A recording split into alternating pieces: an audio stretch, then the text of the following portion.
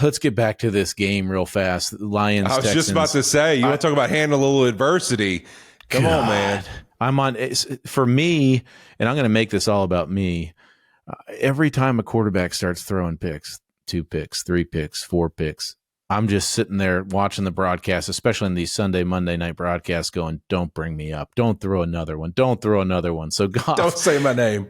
Goff gets to 4 picks. I sent out a tweet that's basically like, oh my God, here we go. And I literally took my kids up to put them to bed because I didn't want to have them hear how many interceptions I threw in whatever game. And he throws his 5th pick, and they throw Tirico and Collinsworth throws Stafford under the bus and Jameis under the bus. Oh, last 2 guys to throw 5 picks.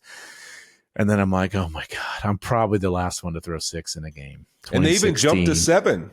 They jumped to 7. I was like, they skipped him. Me. They skipped him. I was so it. happy. When they jumped to 7, I was so happy. I didn't think I missed it, but I was on pins and needles for the rest of the game, even when the game wasn't great, but it ended up being what a phenomenal contest that was. The Texans showed up early, obviously didn't score any points in the second half, but their defense played really hard. But again, Dan Campbell, and for all those Lions fans, one of my best friends and a roommate from college, huge Lions fan. That's a game, in the past, they always lose games like that. That doesn't happen to the Lions. Yep. The Lions don't win those games when they throw 5 interceptions and they're down by 15 points. But this is a different Detroit Lions team this year. It is, and I think Fitz, one of the cool things talking about Goff though on those 5 picks is I just talked about how we're sitting here discussing how we put our kids in situations. They weren't going to grow up like us. They got to know what adversity is. I think of Jared Goff, like his dad played pro baseball. Like he grew up in California. He goes to Cal. He gets drafted by the Rams. He's a top pick.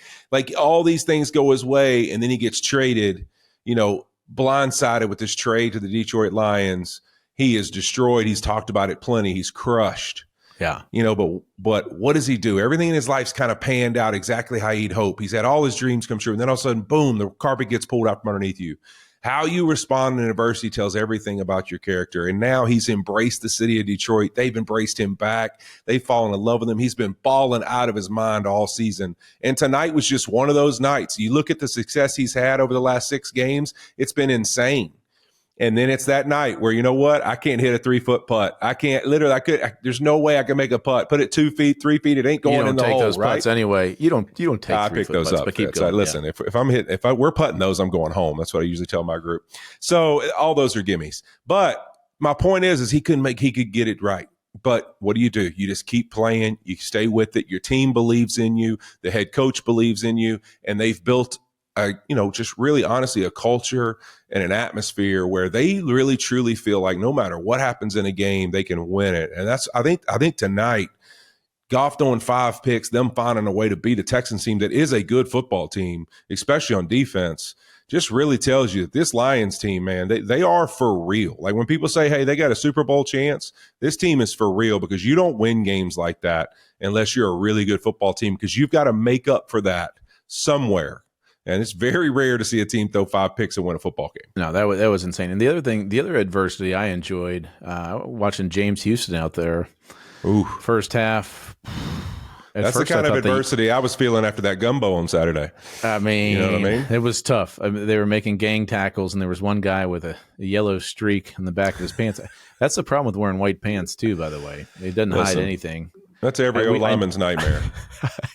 One of my favorite oopsie daisy stories about a guy pooping himself, and this was well documented. Now you can't get away with anything with Twitter and social media and all that. Is Chris Godwin? I think it was his first NFL catch, and it just blew up. And the guy was sick. We've all been there. You just pray you're not in white short or white pants when it happens, but we've all been there. James Houston, I'm glad you got him changed at halftime and got back out there and made some plays in the second half.